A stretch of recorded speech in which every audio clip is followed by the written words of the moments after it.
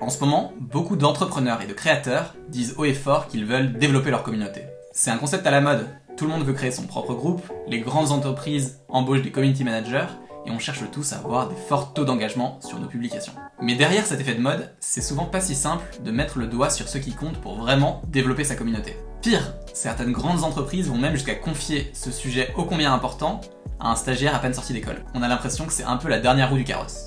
Mais créer une communauté, ce n'est pas faire joujou avec une page Facebook. C'est bien plus important que ça. C'est créer des liens émotionnels forts avec tous les gens qui vous suivent et qui vous soutiennent. Et au lieu de se concentrer sur un nombre de followers, la plupart des entreprises devraient mettre leurs efforts sur ce qui compte vraiment. Comment transformer un simple supporter en un super fan acquis à votre cause pour toute la vie.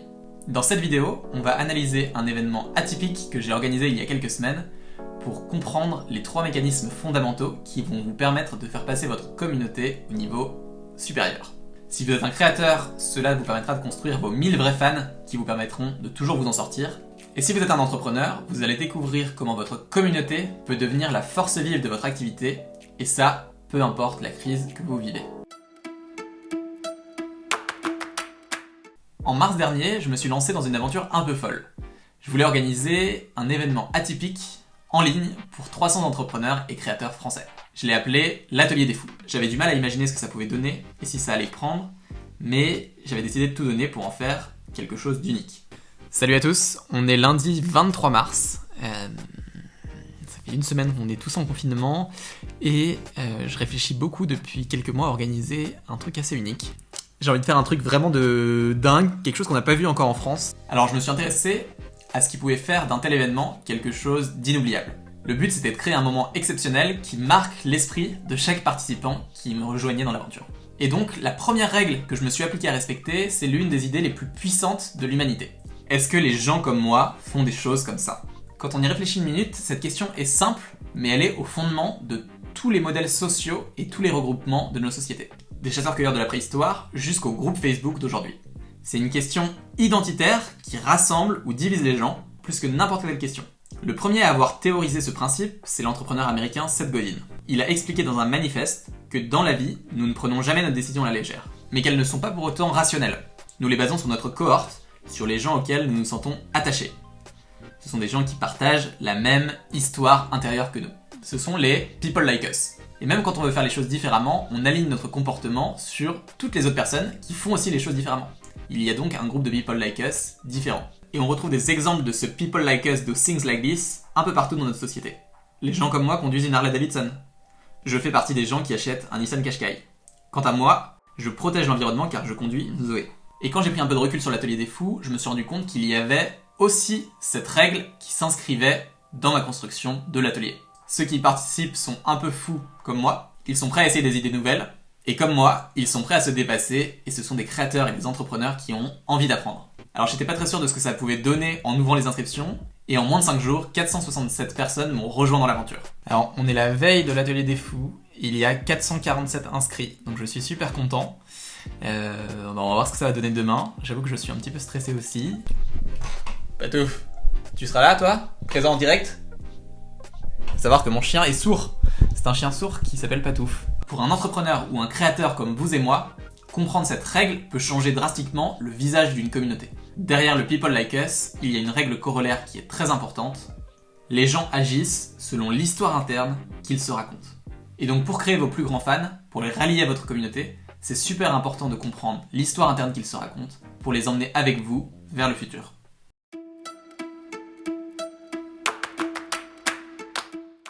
En construisant l'Atelier des Fous, j'avais à cœur de faire vivre aux gens une expérience de transformation. La raison derrière cela est simple et repose sur une règle très importante. La valeur que vous apportez aux gens correspond à la transformation que vous leur apportez. Alors pour aider votre audience et vos plus grands fans, vous devez comprendre quel est leur point A, quel est leur point B et comment vous intervenez au milieu pour leur apporter de la valeur. D'ailleurs, les meilleurs leaders l'ont bien compris. Qu'ils soient présidents d'une nation ou gourous d'une secte, ils projettent pour leur communauté une vision du futur qui les rassemble et les transforme. Il y a un exemple que je trouve génial pour illustrer ce fait, c'est celui de la secte Osho. Dès le début de la construction de la secte, Osho a fait vivre à ses membres des expériences de transformation. Alors personnellement, je n'ai jamais suivi de week-end avec cette secte, mais ce que ce mouvement a créé dans les années 60 reste exceptionnel en termes de communauté. En quelques années, des milliers d'adeptes du monde entier se sont rassemblés dans un ranch de l'Oregon, derrière Bhagwan, le leader de la secte, pour construire le plus grand centre humain basé sur la méditation et la transformation de soi. Alors il y a eu ensuite des dérives, mais les premières intentions étaient vraiment bonnes. Et Bhagwan, le gourou fondateur, avait bien compris le principe de transformation. Il faisait vivre à chaque initié une expérience méditative et respiratoire qui les faisait rentrer dans une sorte de transe qui leur faisait découvrir le monde. Bhagwan prenait le point A, une situation où les gens se posaient des questions sur le monde, et il les amenait à un point B, un moment où ils comprenaient des choses sur eux-mêmes. Et entre les deux, c'est Bhagwan et la secte Osho qui étaient intervenus. Plus la valeur est grande, plus la transformation est grande. Et plus la transformation est grande, plus les liens qui sont créés entre les membres de la communauté sont forts. Votre rôle en tant que créateur et entrepreneur est donc de montrer à votre communauté la situation dans laquelle ils sont et de les amener à changer avec vous. Ce qui revient à se poser 2 questions. 1. Où en sont les gens que vous voulez aider? Et 2. Vers où vont-ils? C'est votre point A et votre point B. Dans le cas de l'Atelier des Fous, je me suis beaucoup amusé à créer un concept que j'ai appelé le parcours du créateur. C'était un parcours en 7 chapitres pour amener chaque entrepreneur et créateur d'une situation où il ne sait pas trop où il en est vers une situation où la trajectoire et la feuille de route sont claires. Point A, point B. Et ce retour vers le futur où vous les emmenez vers une transformation future dans laquelle ils se sentiront meilleurs est valable pour votre entreprise, pour vos créations, pour vos articles, pour vos vidéos et toutes choses que vous proposez aux gens qui vous suivent.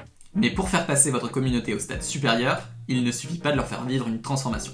Vous devez faire en sorte que chaque membre de votre communauté se sente unique. Si vous avez commencé à faire grandir votre communauté, vous avez dû remarquer une chose en particulier. Votre travail résonne plus chez certaines personnes que d'autres. Et malgré les apparences, ça n'est pas du tout le fruit du hasard. On est tous fans de quelque chose. Mais si vous êtes un super fan, vous allez souvent vous comporter différemment. Voire même bizarrement pour certains. Vous allez faire 300 km pour rencontrer votre chanteur préféré, vous allez acheter tout et n'importe quoi qui concerne votre film préféré. Un super fan investit du temps, de l'argent et surtout de l'émotion dans les choses qu'il aime. Bref, on sort du rationnel pour passer dans l'émotionnel. Mais les gens ne deviennent pas des super fans au moment où ils vous découvrent. Pour que ce processus se fasse, il y a souvent quelque chose, une clé essentielle pour transformer quelqu'un de normal en super fan. Ils deviennent des super fans à cause des moments magiques que vous créez pour eux dans le temps. Pensez par exemple à la façon dont vous découvrez un chanteur. Quand vous entendez sa musique la première fois, elle ne va pas spécialement vous transcender. Puis vous l'écoutez une 2e fois, une 3e fois, une 4e, et quelque chose commence à se passer. La chanson commence à résonner en vous. Puis vous allez aller voir ce qu'il fait d'autre, vous allez aller écouter un de ses concerts, acheter un premier album. C'est un processus habituel, mais qui ne s'est pas fait en une journée. La vérité, c'est que le moment où vous devenez son plus grand fan est le moment où il vous a fait vous sentir spécial. Que ce soit par une chanson sur une rupture d'amour qui vous a parlé à l'instant T, ou parce que vous vous êtes senti transcendé quand il vous a parlé en coulisses après son concert. Eh bien, soyez sûr que c'est la même chose pour votre audience ou vos clients. Et pour moi, quand j'ai construit l'Atelier des Fous, j'avais vraiment envie que chacun puisse vivre un moment spécial en me rejoignant dans l'aventure. Quand j'ai vendu l'idée à Alexandre, à qui j'ai proposé d'animer avec moi l'atelier, je lui ai dit que je voulais créer quelque chose d'unique, du jamais vu en France, pour que chacun reparte avec des souvenirs plein la tête. Alors qu'est-ce qui était magique? Nous étions 250 connectés à la même heure, tous motivés pour apprendre. Chaque participant devait prendre la parole régulièrement, ce qui est très différent de l'attitude du spectateur habituel. Et puis tout le monde était réparti dans plein de petites salles pour rencontrer de nouvelles personnes. Et ce moment magique a créé des choses très fortes entre tous les participants, y compris moi. On a eu le sentiment de vivre un moment hors du temps. Et les retours qu'on a eu avec Alexandre sur les réseaux sociaux juste après, ou les emails que j'ai reçus en privé après coup, m'ont confirmé que ça s'était vraiment très bien passé, qu'on avait vécu tous ensemble un moment magique. Est-ce que je peux faire apparaître au montage une baguette magique? Quand vous arrivez par vos actions, votre parole ou les choses que vous transmettez à toucher une personne, il va se dire « il me comprend ». C'est ce que vous devez viser car c'est ça qui va donner vos plus grands fans. J'adore ce sujet. Je trouve que la construction de communauté, la vraie, c'est un sujet passionnant. Et il y a plein de manières de la faire, mais ces 3 règles fondamentales vont vous permettre de faire passer les gens du bas de la pyramide en haut de la pyramide de vos fans. La construction de super fans, c'est un sujet que je trouve passionnant et tellement important pour n'importe quel créateur ou n'importe quelle entreprise. Je passe beaucoup de temps à le creuser et je suis super curieux de comprendre en commentaire, si vous le voulez bien, qu'est-ce que vous faites, vous, de votre côté, pour développer vos communautés et créer vos super fans? J'ai pris beaucoup de plaisir à créer l'Atelier des Fous, enregistrer cette vidéo, la partager avec vous. Alors j'espère sincèrement que vous avez enregistré ces 3 leviers pour développer votre communauté au niveau supérieur. Et si c'est le cas, prenez simplement une seconde pour vous abonner. Ça m'aide vraiment et ça m'encourage dans la création que je fais toutes les 2 semaines. Et ça me permettra de travailler sur d'autres vidéos passionnantes pour vous aider à produire, promouvoir, récolter le fruit de vos créations. Salut les amis et à la prochaine! This is my country, my damn country. Give me my country, you can keep the rest. This is my country, my damn country, and it don't mean a thing if it don't pass the test.